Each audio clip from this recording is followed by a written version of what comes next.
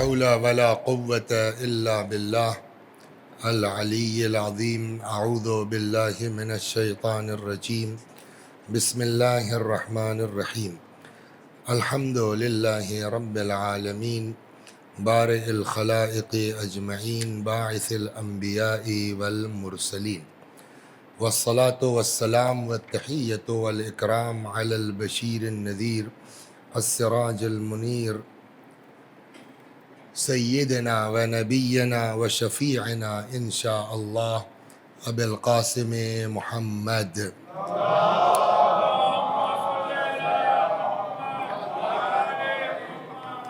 اللهم صل عليه وعلى أهل بيته مظاهر جلالك وجمالك، واللعن على أعدائهم الشاكين فيهم المنحرفين عنهم أجمعين. أما بعد، فقد قال الله تبارك وتعالى وقوله الحق. أعوذ بالله من الشيطان الرجيم. بسم الله الرحمن الرحيم. قل لا أسألكم عليه أجرا إلا المودة في القربى ومن يقترف حسنة نزد له فيها حسنا. وقال رسول الله صلى الله عليه وآله وسلم: إني تارك فيكم الثقلين كتاب الله وعترتي أهل بيتي ما إن تمسكتم بهما لن تضلوا بعدي. صلوات بر محمد و آل محمد. یہ آیہ کریمہ جس کی تلاوت کی گئی ہے یا کی جا رہی ہے، پروردگار عالم کی مشہور اور معروف فرمان ہے کہ جہاں اللہ فرماتا ہے کہ میرے پیغمبر آپ کہہ دیجئے کہ میں رسالت کی اجرت کے سلسلے میں تم سے کوئی مطالبہ نہیں کرتا مگر یہ کہ میرے قرابت داروں سے محبت کرو، اور ان کو آپ یہ بھی بتا دیجئے کہ جو بھی ہماری بارگاہ میں نیکی لے کے آئے گا ہم اس کی نیکی میں اضافہ کرتے جائیں گے۔ اب اس سلسلے میں پیغمبر نے فرمایا کہ ہمارے قرابت داروں سے مراد کون ہے، تو اس کے لیے وہ حدیث پڑھی جا رہی تھی کہ فرمایا: انی تارک فیکم الثقلین کتاب اللہ و عترتی اہل بیتی، میں تمہارے درمیان دو چیزیں چھوڑ کے جا رہا ہوں، ایک اللہ کی کتاب، دوسرے میری عترت جو میرے اہل بیت ہیں۔ ما ان تمسکتم بہما لن تضلوا بعدی، جب تک ان دونوں سے وابستہ رہو گے میرے بعد ہرگز گمراہ نہیں ہوگے۔ صلوات بر محمد و آل محمد۔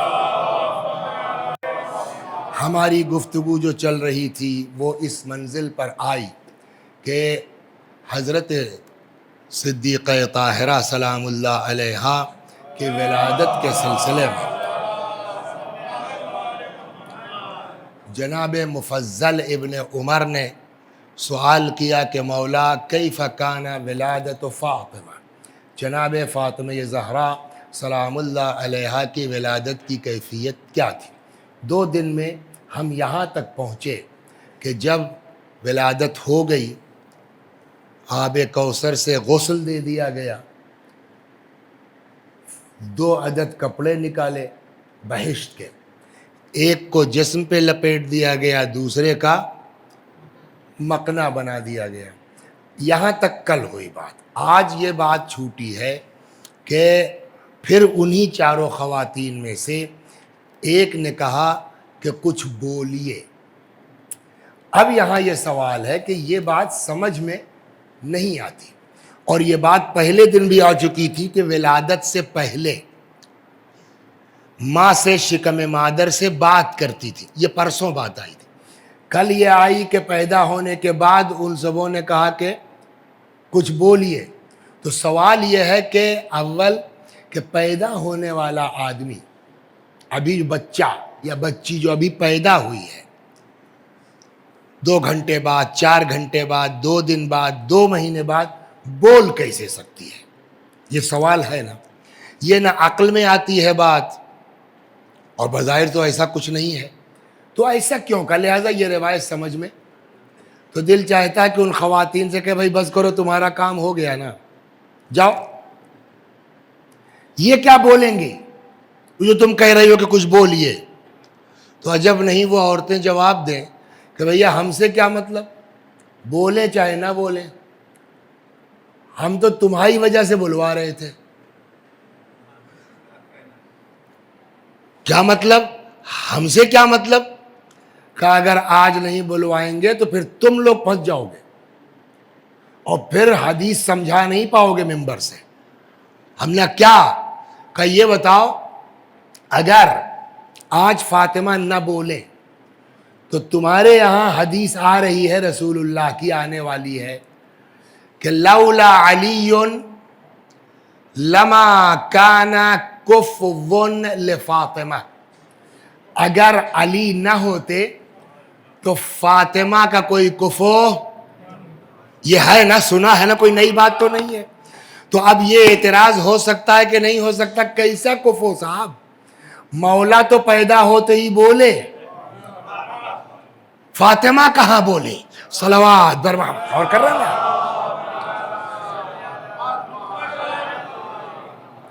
تو اس کا جواب ہم یہ دیں گے کہ ہم کو وہی نہیں سمجھ میں آتا کہ علی بولے، یہ عقل کے خلاف ہے بات، ہم اس کو بھی نہیں مانتے۔ اب پہلے تو اس کو سیٹ کریں کہ کیا یہ چیز ممکن ہے، تب اس حدیث پر آتے ہیں۔ صلوات بر محمد و آل۔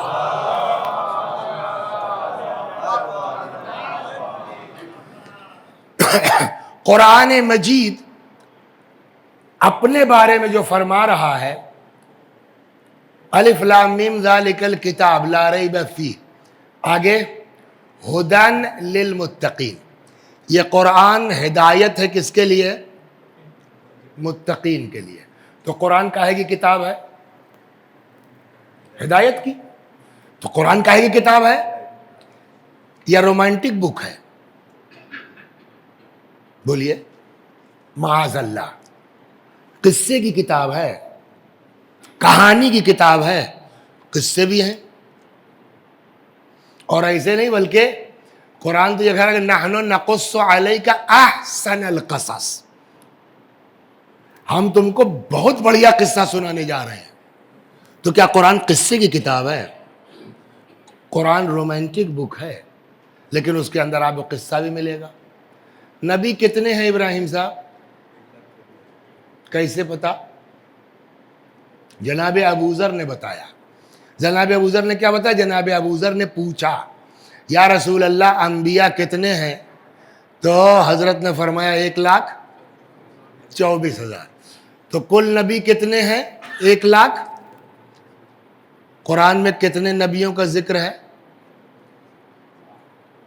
ہاں بس نا، اس سے زیادہ تو نہیں ہے نا، کوئی تو کرائٹیریا ہوگا۔ انبیاء تو سب اللہ کے ہیں، اچھا نبیوں کو جانے دیجئے، رسول کتنے ہیں؟ 313 ہے نا، تو کم از کم 313 ہی کا ذکر ہو گیا ہوتا۔ تو 1,25,000 نبیوں میں 313 رسولوں میں یہ چند نبیوں کا ذکر، تو کوئی تو اصول ہوگا کہ اگر 313 کا ہوتا چلیے ہمیں قانون سمجھ لیتے کہ اس کا مطلب قرآن میں نبیوں کا ذکر نہیں، خالی رسولوں کا ذکر ہے۔ لیکن یہاں تو صاحب 24-25۔ وجہ کیا ہے؟ کن نبیوں کی داستانیں قرآن میں جگہ پانے کے قابل ہوئی ہیں؟ تو اس کا ہمارے پاس کوئی ایتھنٹک دلیل نہیں ہے، لیکن جب آپ ان داستانوں کو پڑھیں گے، قرآن مجید میں ان قصوں کو پڑھیں گے، اچھا دیکھیے آپ اپنی عقل سے تو کچھ کہہ نہیں سکتے، مگر قرآن نے دیکھیے 2 چیزیں ہیں، ایک ہے تفسیر بالرائے اور ایک ہے قرآن میں غور کرنا، 2 چیزیں الگ الگ ہیں۔ تفسیر بالرائے کیا ہے؟ کہ آپ کا اپنا ایک مطلب ثابت کرنا ہے، کھینچ تان کے آپ آیت لا رہے ہیں، دیکھیے یہ لکھا ہوا ہے اپنی مرضی سے۔ ایک ہے غور کرنا، قرآن غور کرنے کی دعوت دیتا ہے۔ افلا یتدبرون القرآن، قرآن میں غور کیوں نہیں کرتے؟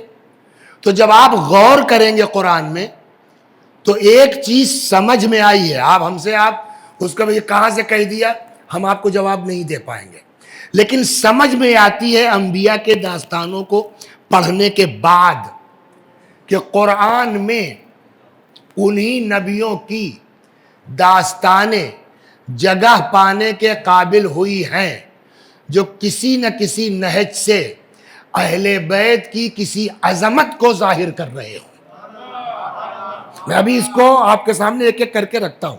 صلوات بر محمد و آل.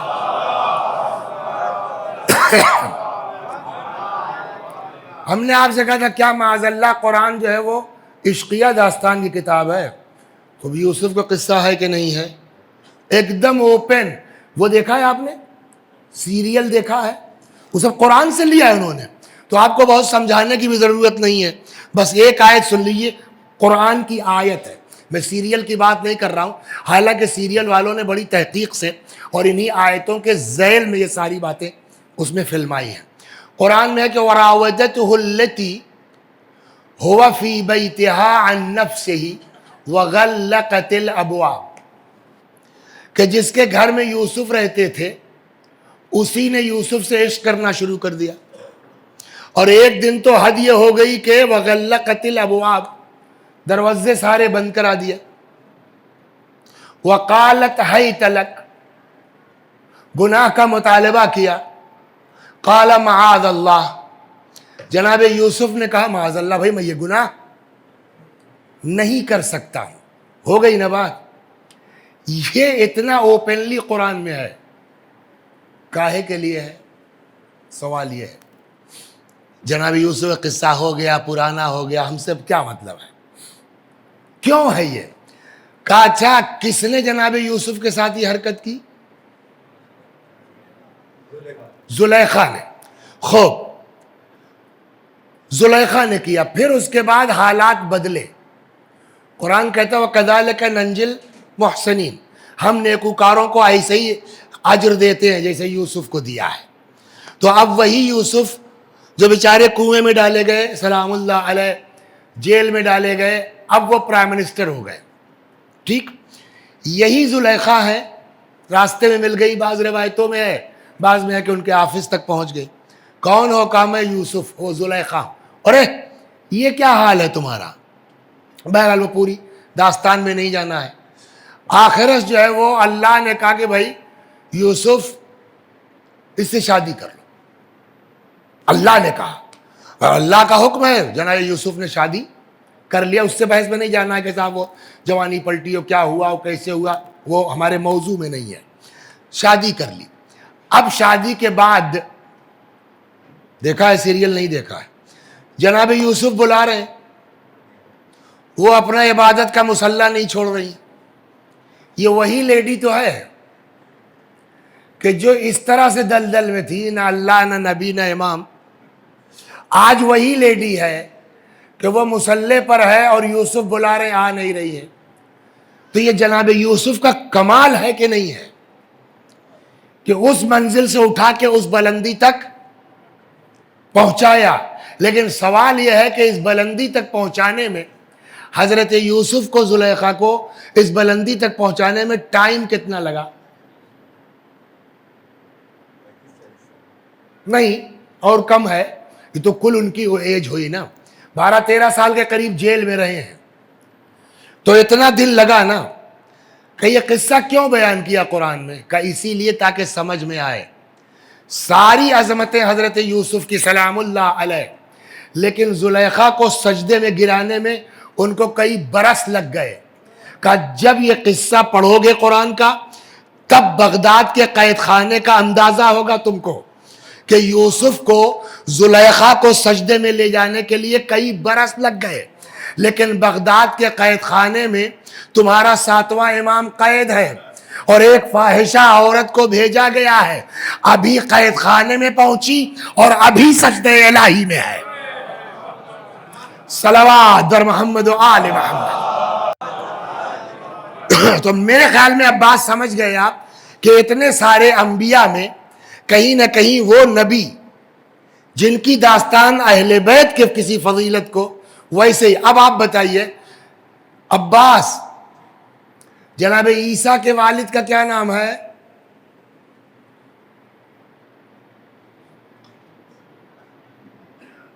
کوئی بتا دے اس کو ڈبل حصہ دلواؤں گا.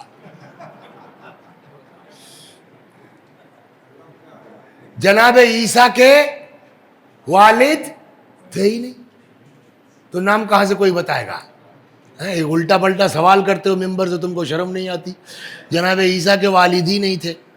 چلیے صاحب مان لیا، کیوں نہیں تھے؟ دوسرا سوال، جناب عیسیٰ کے والد نہیں تھے، ٹھیک ہے، کیوں نہیں تھے؟ سیم کیس ہے. پیغمبر نے فرمایا اگر علی نہ ہوتے تو فاطمہ کا کوئی کفو نہ ہوتا. کیوں؟ اس لیے کہ فاطمہ معصومہ ہے، علی کے علاوہ کوئی معصوم نہیں ہے.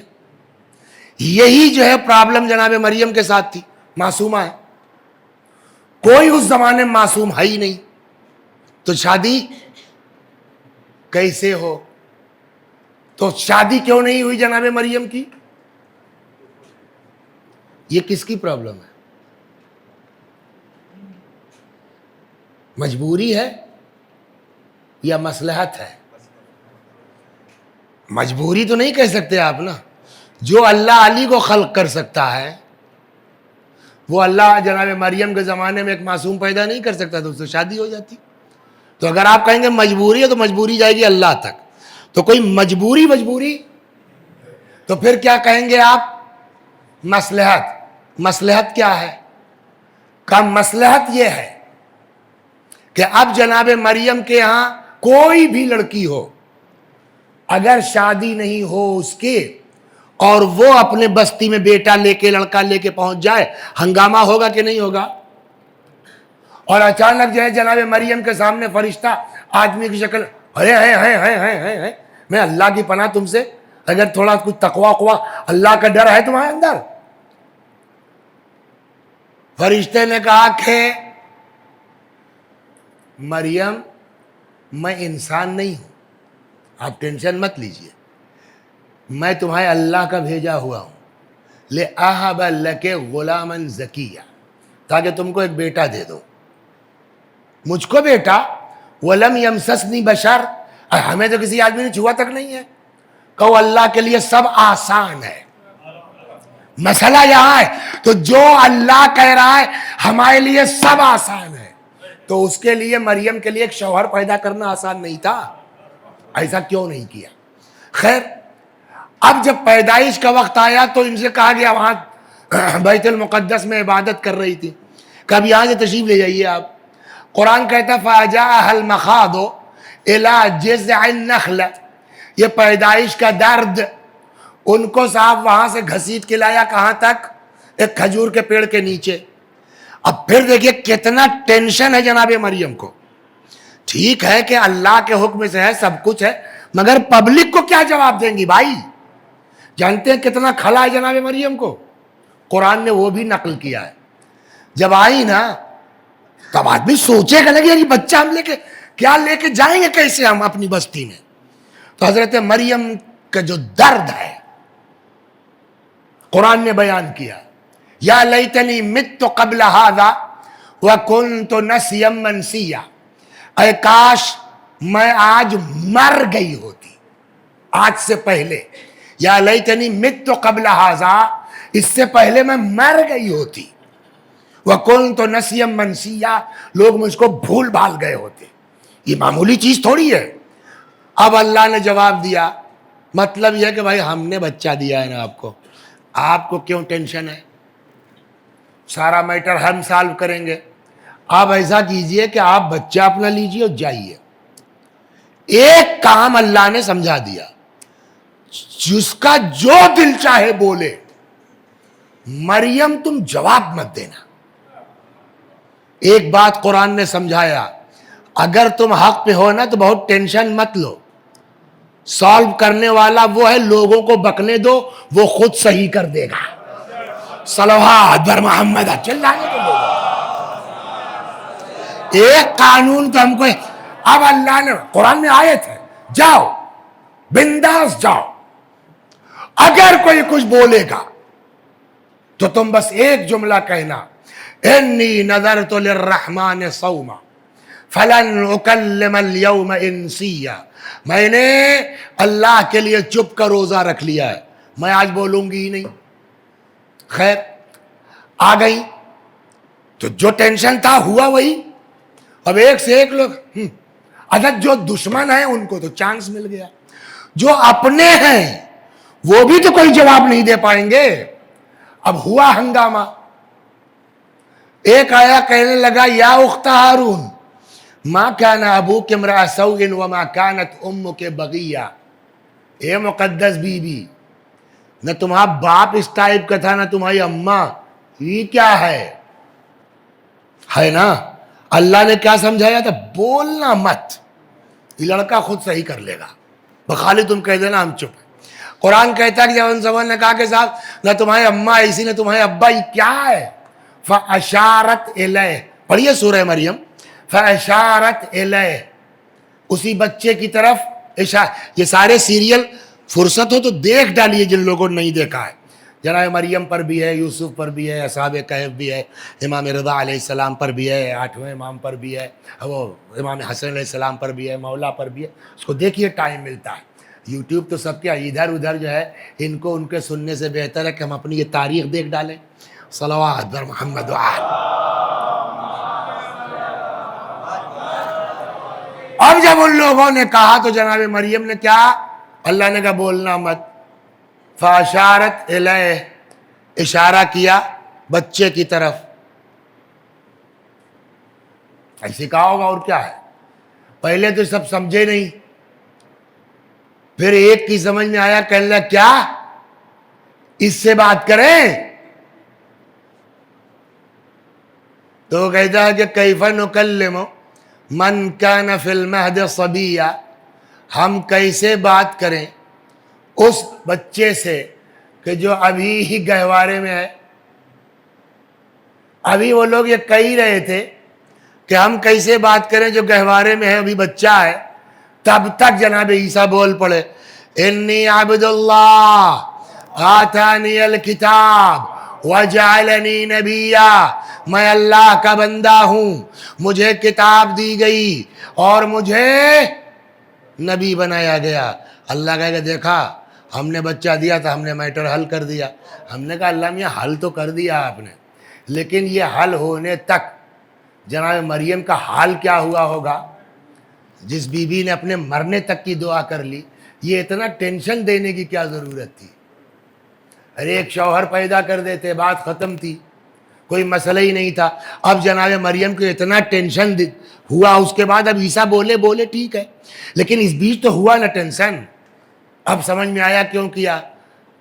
کہ یہ ہم آگے کا سوچ رہے ہیں کہ لوگ کہیں گے صاحب عقل میں نہیں آتی، روایت میں بات آئے گی، صاحب یہ حدیث کمزور ہے، قرآن میں یہ داستان رکھوں گا تاکہ اگر 13 رجب کو کعبے میں کوئی بچہ پیدا ہو اور ماں لے کے باہر نکلے، نبی کی آغوش میں آ کر کے وہ کلام کرنا شروع کرے، تو اس وقت کے لوگ تو مان جائیں گے، لیکن 1000 سال کے بعد تم لوگ عقل میں نہیں آتی، اٹس امپاسبل، موٹے موٹے انگریزی کے الفاظ بولو گے۔ اس کے لیے ہم پہلے یہ داستان رکھ دیتے ہیں کہ یہ قرآن کے خلاف نہیں ہے، قرآن پہلے بتا چکا ہے کہ بچہ بولا ہے۔ صلوات بر محمد۔ اب سمجھ میں آ گئے؟ یہ اتنا پالنے والے وہ تو نبی تھے، آدمی بھی ہم لوگ کم بدماش تھوڑے ہیں، وہ تو نبی تھے صاحب۔ نبی بولے کون سی بات ہے، اللہ کا نبی ہے، اللہ جو چاہے کروائے۔ علی کوئی نبی ہیں؟ اللہ میاں نے کہا ہم تمہاری بدماشی سمجھتے ہیں، لہٰذا ایک اور کو بلوائیں گے جو نہ نبی ہوگا نہ امام ہوگا۔ صلوات بر محمد وآل۔ ہم بولیے ایک کو اور بلوائیں گے، بولیے وہ کون بچہ تھا جو بولا؟ یہی یوسف علیہ السلام کے کیس میں۔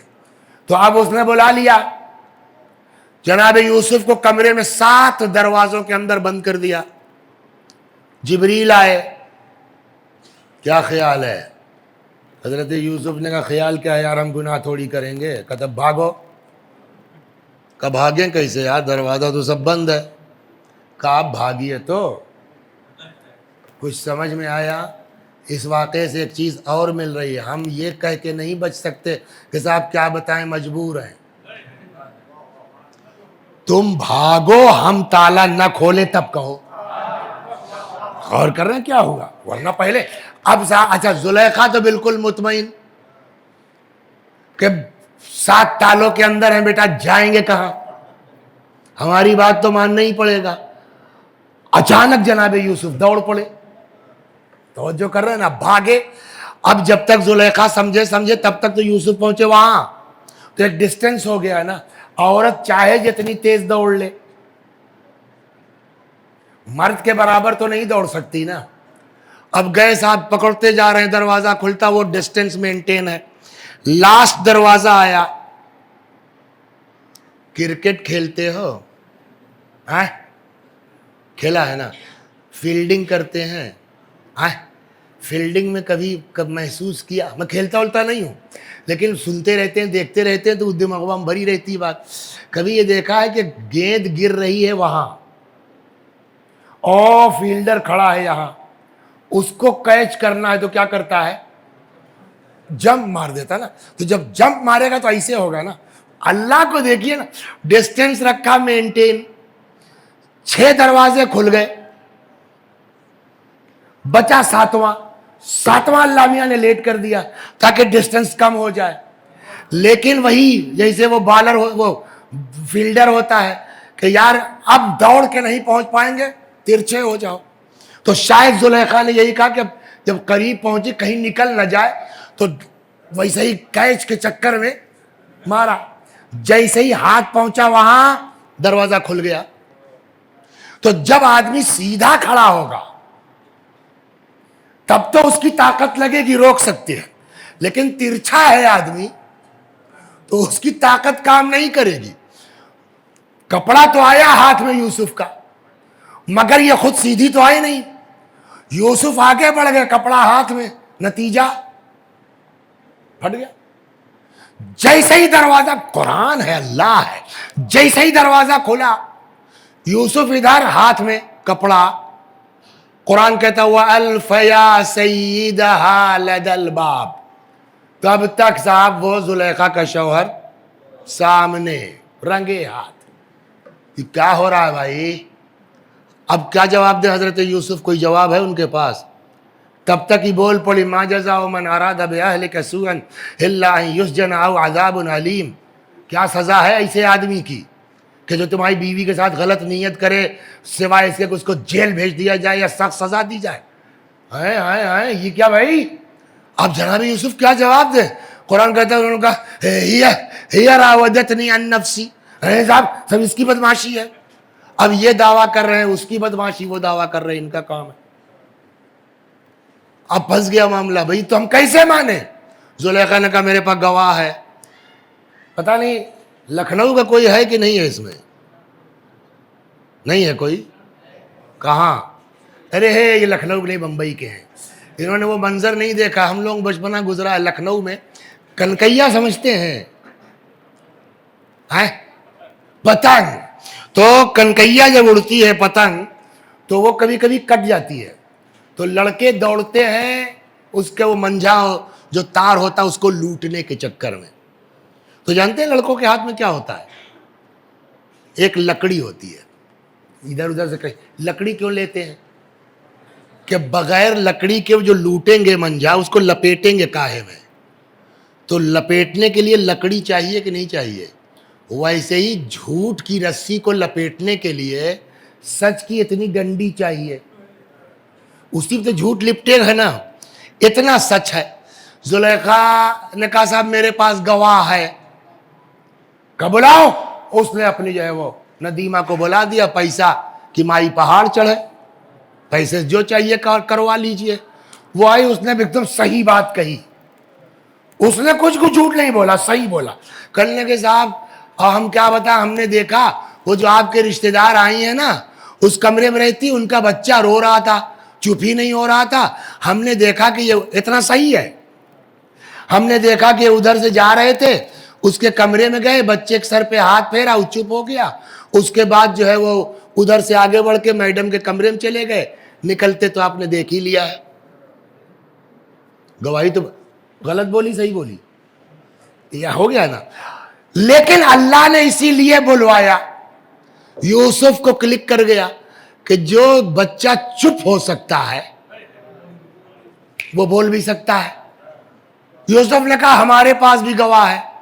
کہ بولو تمہارے پاس گواہ کون ہے؟ کہ وہی بچہ جو چپ ہو گیا تھا. تو زلیخا کے شوہر نے کہا یار بیوقوف وقوف سمجھ لو, بچہ کیا بولے گا؟ اب زلیخا تو شیر ہو گئی نا کہ ہماری گواہی گزر گئی. کہا نہیں بلا لیجئے, یہ بھی اپنا گواہ پیش کریں. گواہ آ گیا بچہ گود کا. یوسف نے کہا بول بیٹا قدرت الہی سے. بچے نے ایک پہچان بتا دی. اب قرآن میں ہے, کہیں حدیث و روایت میں نہیں ہے. کیا؟ ان کان قمیصہ قد من قبل فصدقت, اگر قمیص آگے سے پھٹی ہے تو یہ سچ بول رہی ہے, یوسف جھوٹے ہیں. وَإِن كَانَ قَمِيصُهُ قُدَّ مِن دُبُرٍ, پیچھے سے پکڑا تھا نا, فَكَذَبَتْ وَهُوَ مِنَ الصَّادِقِينَ, اور اگر قمیص پیچھے سے پھٹی ہے تو یہ سچ بول رہے ہیں, یہ جھوٹی ہے. دیکھا گیا تو گواہی گزر گئی نا. پالنے والے, ایک تو تیرا نبی ہے, اس کو ایسے ایسے کیس میں پھنس رہا ہے, اور تو بھی جو ہے وہ پالنے والے ایسا کیا. کہ بھائی دیکھو صاف تو کیا ہم نے نا, کہ صاف تو کر دیا, مگر اتنے میں اتنا بڑا الزام نبی کو لگ گیا. یہ کیوں؟ کہ اسی لیے یہ کیا ہے تاکہ اگر یہ اعتراض کرو کہ ساتھ عیسیٰ تو نبی تھے, وہ بولے تو کون, علی کہاں نبی ہے, وہ تو امام ہے. اب ہم تم کو مثال دیتے ہیں, یہ بچہ نہ نبی ہے نہ امام ہے. جو خدا اس کو بلوا سکتا ہے وہ خدا علی کو بھی قوت دے سکتا ہے. ہو گئی بات. تو یہ ایک بہت جلدی میں تھوڑا بیوقوفی میں لمبا گھومتا چلا گیا, بس اس کو سمیٹ رہا ہوں جلدی سے. تو ایک بات قرآن سے طے ہو گئی کہ بولنا بچے کا قرآنی اعتبار سے ناممکن نہیں ہے. ٹھیک, علی بولے یہ فائنل. اب دوسرا مسئلہ ہے کہ علی تو بولے, اگر فاطمہ نہ بولے تو کل کوئی ہوگا کہ صاحب یہ کفر کون سا ہے. علی تو بولے, فاطمہ نہیں بولی, ہے نا. اب جب غسل دے چکی, کپڑا پہنا چکی, مکنا لگا چکی, تو اس خاتون نے کہا کہ کچھ بولیے. صلوات پڑھیے, اب سناتا ہوں تمام. ثم استنطقتها, یہ میں نے اس لیے آپ کا آدھا گھنٹہ لیا کہ قرآن و اس کے روح سے آپ کو یہ دماغ میں رہے کہ بولنا قرآنی اعتبار سے ناممکن. جب وہ بچہ بول سکتا ہے تو فاطمہ تو کائنات میں سب سے افضل ہے نبی و علی کے بعد, ہے نا. تو فاطمہ کیوں نہیں بول سکتی؟ ثم استنطقتها, پھر اس خاتون نے بی بی سے کہا بولیے. فنطقت فاطمہ, جناب فاطمہ بولیے, بول پڑی. کیا بولی؟ بالشہادتین, کلمہ پڑھا. کیا نام ہے چچا؟ کلمہ یاد ہے؟ پڑھو. اشہد ان لا الہ, اس کے بعد واشہد ان, ہاں چلو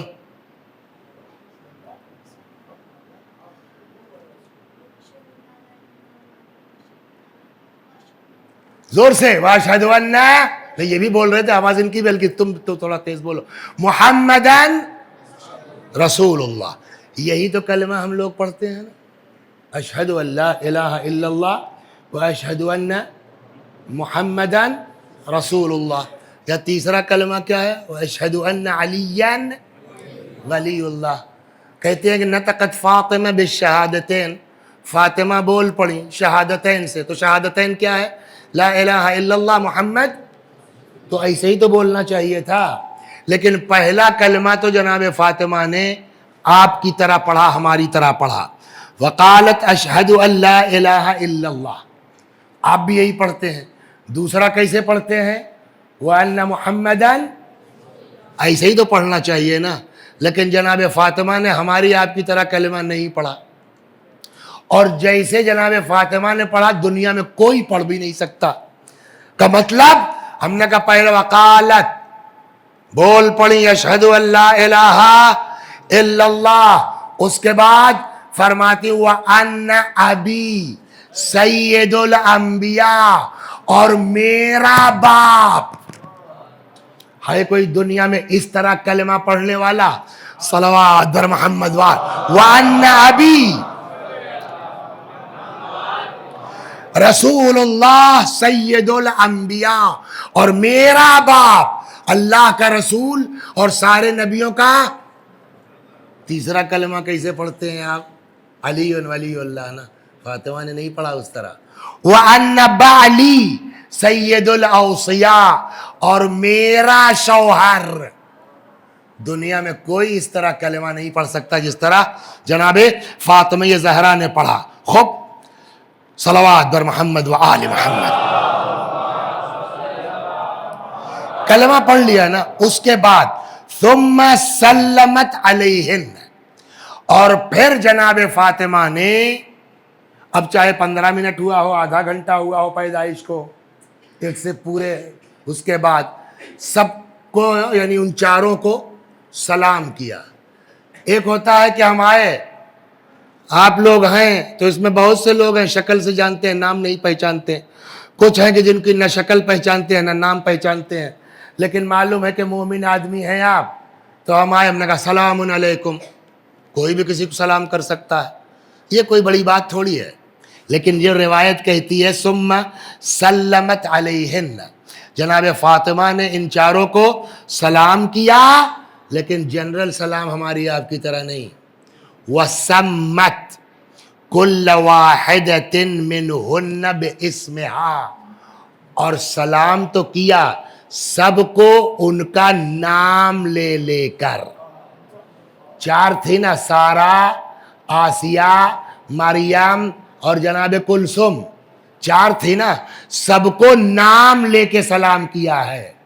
بس آخری بات اور مجلس تمام۔ سوال، وہ فاطمہ جو پیدا ہوتے ہی، اس میں سب سے کم ایج کی جناب مریم ہے، 500 سال کی، لیکن جناب سارہ وغیرہ تو جناب ابراہیم کی زوجہ ہے نا، تو جو سینکڑوں سال پہلے اس دنیا سے جا چکی ہیں، فاطمہ ان کو پیدا ہوتے ہی بائی نیم پہچان کے سلام کر سکتی ہیں، تو جو فاطمہ پیدا ہوتے ہی سینکڑوں سال پہلے مر جانے والی لوگوں کو بائی نیم پہچان لے، وہ فاطمہ کل کو میدان قیامت میں اپنے چاہنے والوں کو نہیں پہچان پائیں گے۔ صلوات در بس 15 منٹ۔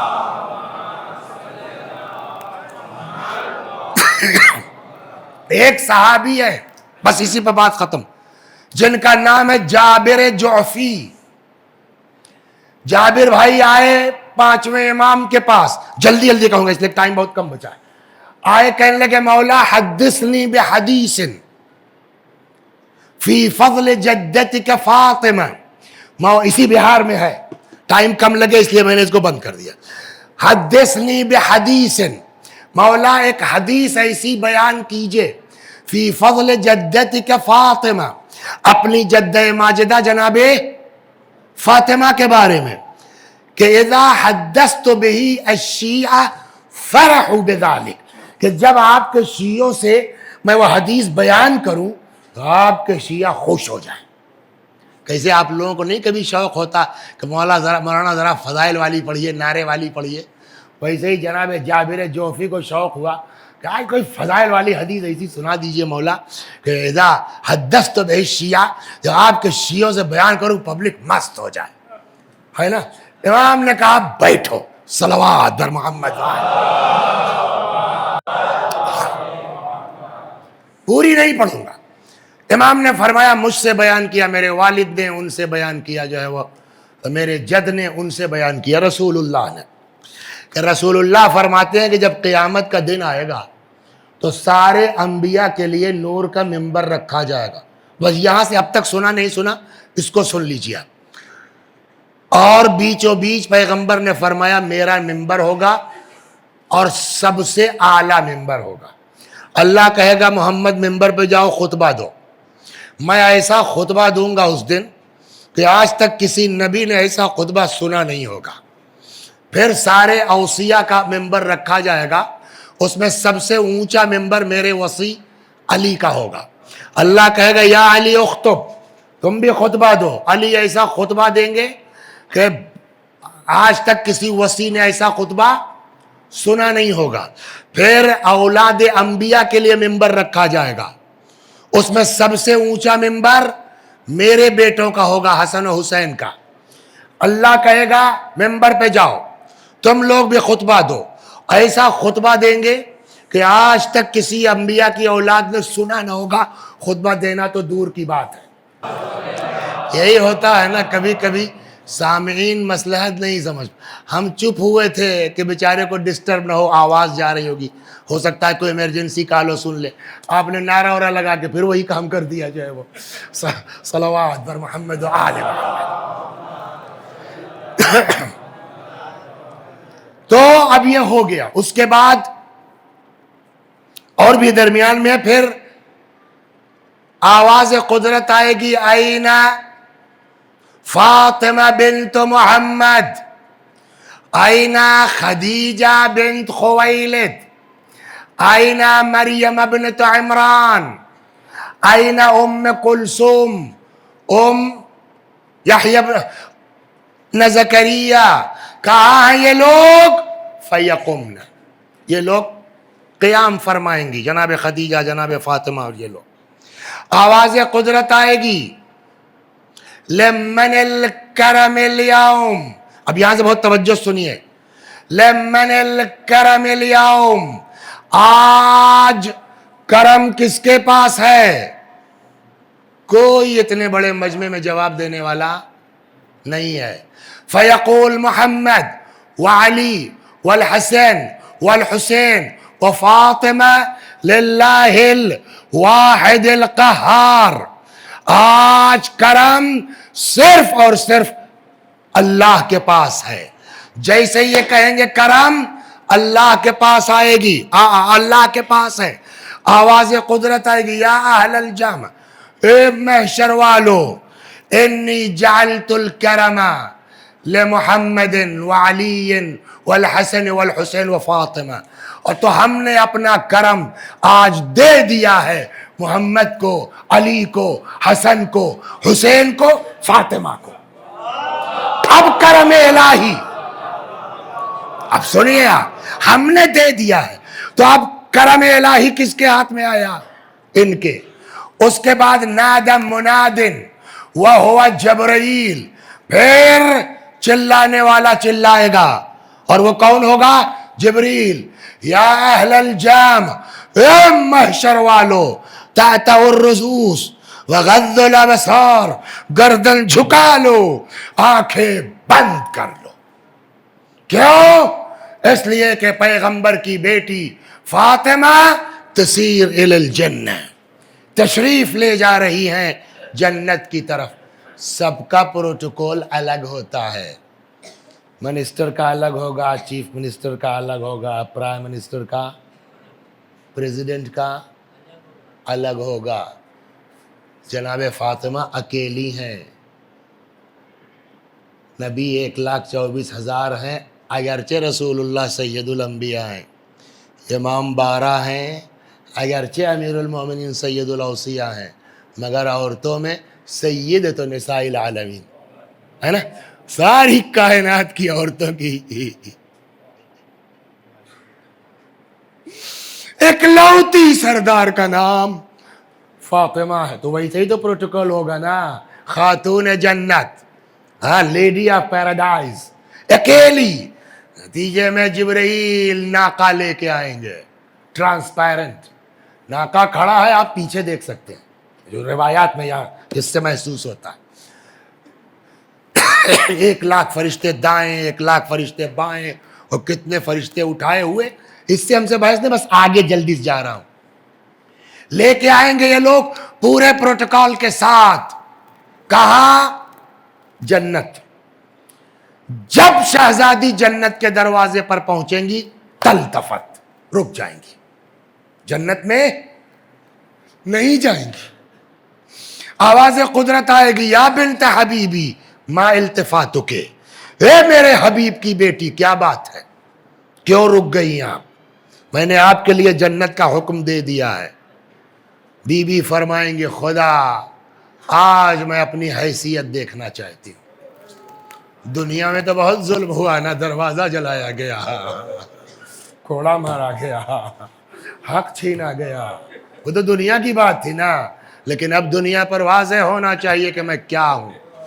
آواز قدرت آئے گی، اے میرے حبیب کی بیٹی، تو آپ واپس جائیے میدان محشر میں، خود چیک کیجئے، خود چھانٹیے، انظری، جائیے دیکھیے، جس کے دل میں بھی، اب یہاں سے توجہ سے سن لیجئے آپ 5 منٹ، جس کے دل میں بھی آپ کی یا آپ کی اولاد کی، ایک بات بتا دوں، سیدوں سے بھی محبت کیجئے گا، نہ صرف اس بنا پر کہ فاطمہ کے بچے ہیں، قیامت میں کام آئے گی یہ چیز۔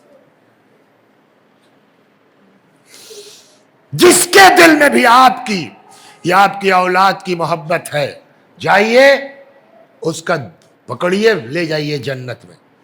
عجب مثال دی ہے میرے مولا نے، عجب مثال دی ہے۔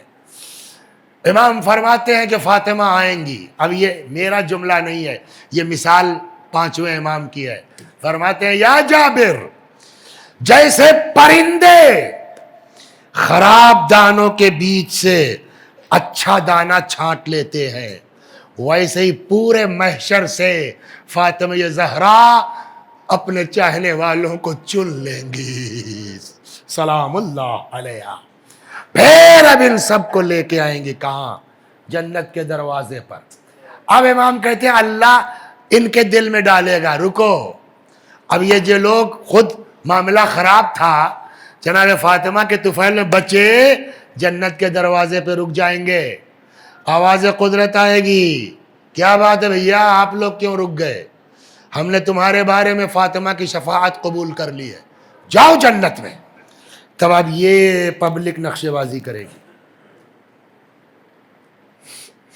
ایک بات رک کے کہوں میرے بھائیو، جناب فاطمہ کے لیے دعا کیجیے، اللہ ہمارے دلوں میں خلوص نیت عطا کرتے ہیں، کیجئے اللہ آپ کی کوششوں کو قبول کرے، دکھاوے کے لیے نہیں، نام و نمود کے لیے نہیں، اتنا سا بھی آپ کچھ کریں گے نا کل کو قیامت میں کام آنے والی ہے۔ جاؤ ہم نے تمہاری جو ہے وہ بارے میں فاطمہ کی شفاعت قبول کر لی ہے، تم لوگ کیوں رک گئے ہو؟ تو اب یہ لوگ کہیں گے خدا ہم بھی اپنی حیثیت دیکھنا چاہتے ہیں۔ دنیا میں بہت تھے نا، کہیں یہاں دب کے رہتے تھے، کہیں وہاں چھپ کے رہتے تھے، کہیں وہاں نماز پڑھنے میں گھبراتے تھے، بہت کچھ جھیلا نا، آج ہم اپنی حیثیت دیکھنا چاہتے ہیں۔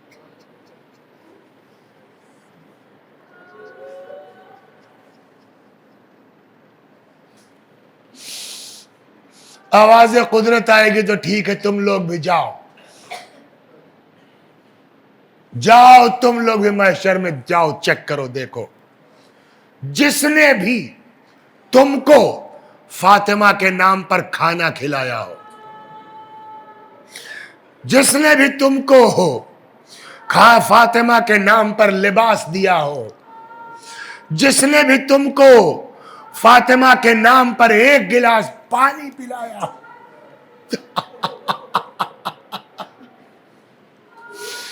جس نے بھی تم کو فاطمہ کی محبت میں تمہاری غیبت ہونے سے روکا ہو، جاؤ اس کا ہاتھ پکڑو اور بہشت میں داخل کر دو۔ امام باقر علیہ السلام فرماتے ہیں خدا کی قسم جابر، پھر میدان محشر میں فاطمہ کا وہ اثر ہوگا نا کہ سوائے منافق، کافر اور شاک کے کوئی بچے گا نہیں کہ جس کا کام فاطمہ کی وجہ سے ہونا چاہیے۔ پھر میں یہی جملہ کہوں، یہ لوگ بیوقوف تھے، پاگل تھے کہ دیوانے تھے کہ دنیا کے جو ہے وہ مال و دولت لے اندھا کر، وہ فاطمہ جس کو ذریعہ بنا سکتے تھے اپنی بخشش کا، جہنم سے بچنے کا، اس کے دروازے پر آگا، اس کے دروازے پر لکڑی، اللہ اکبر۔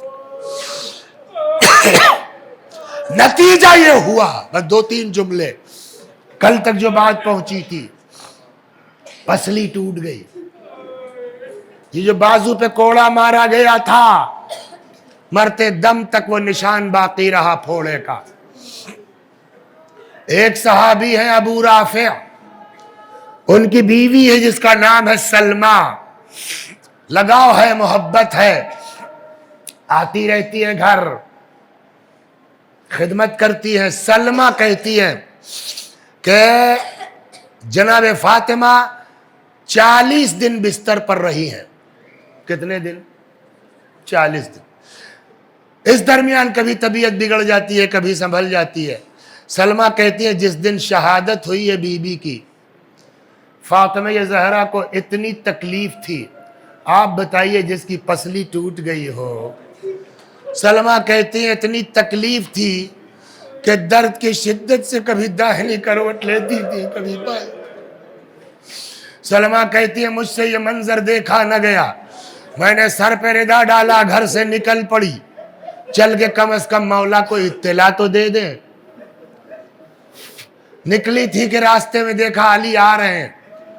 آدمی کا چہرہ بتا دیتا ہے کہ اس کو کیا ٹینشن زیادہ ہے، گھبراہٹ زیادہ ہے۔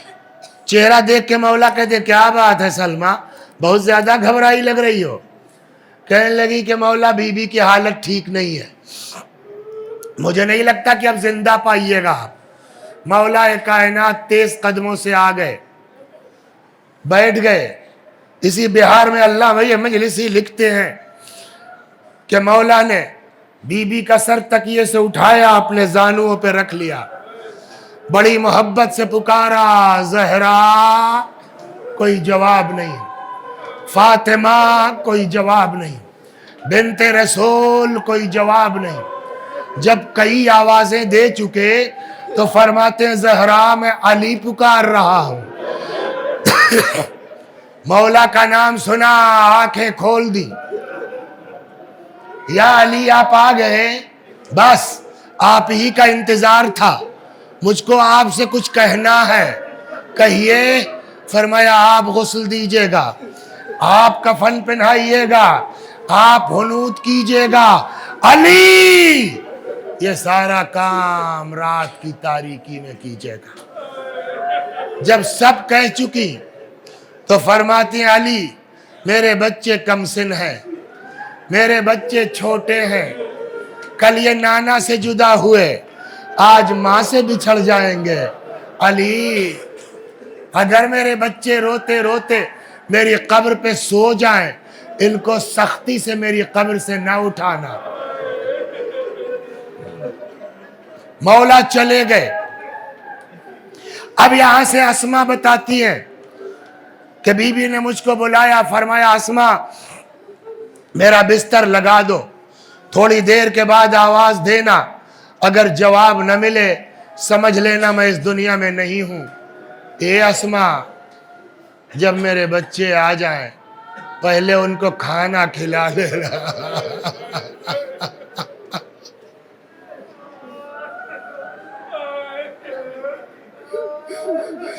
میں کہوں گا بی بی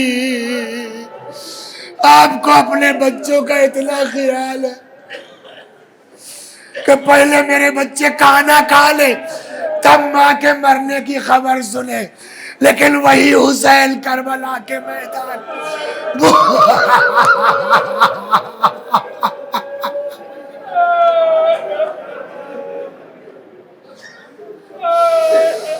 اسما پہلے میرے بچوں کو کھانا کھلا لینا، پھر میرے مرنے کی اطلاع دینا۔ اسما کہتی ہے کہ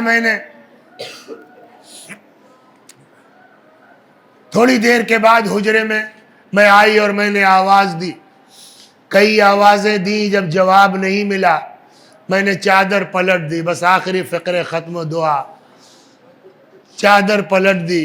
میں نے دیکھا اس بی بی اس دنیا میں نہیں ہے، میں نے اپنے آپ کو فاطمہ کے اوپر گرا دیا۔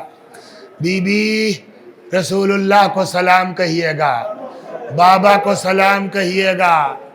کہتنے میں اسما کہتی ہے میں نے محسوس کیا جیسے شہزادے گھر کے اندر آ رہے ہیں، میں نے اپنے آپ کو سنبھالا، نارمل کرنے کی کوشش کی، حجرے سے نکل آئی، اسما اماں کہاں ہیں؟ وصیت پہ عمل کرنا تھا نا ان کو، تو بجائے جواب دینے کے شاید یہ چلی گئی، کھانا لائی، کھانا لا کے رکھ دیا.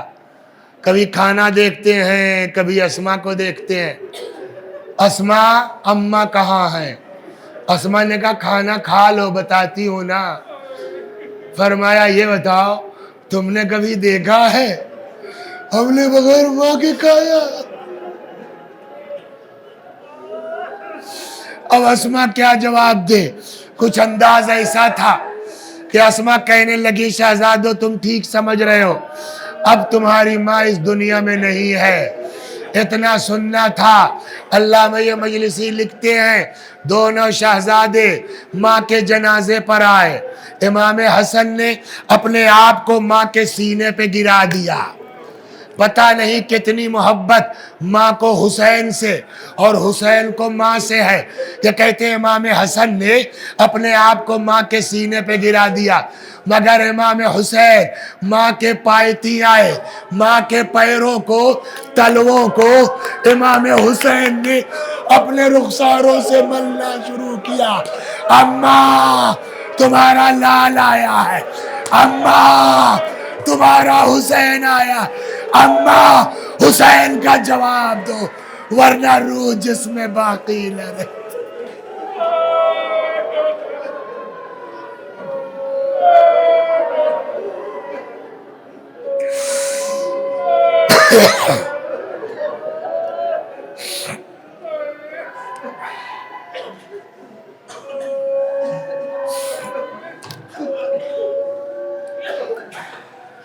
فَسَيَعْلَمُ الَّذِينَ ظَلَمُوا أَيَّ مُنْقَلَبٍ يَنْقَلِبُونَ إِنَّا لِلَّهِ وَإِنَّا إِلَيْهِ رَاجِعُونَ.